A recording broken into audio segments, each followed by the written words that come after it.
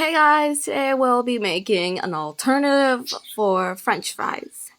Firstly, chop the pumpkin like if it were a French fry.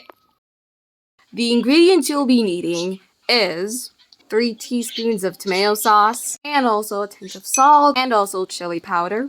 Just a tinge. And for the breadcrumb part, we'll be needing some oregano, a bit of chili powder, and some salt. Don't forget to also dip the fries in the tomato sauce and marinate it with the breadcrumbs.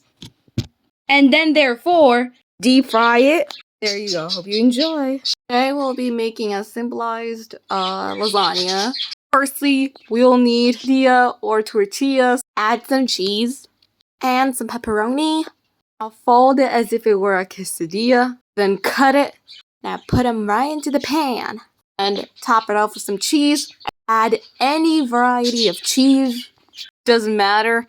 Cover the pan for about 3 minutes. There you go. Hope y'all enjoyed this recipe.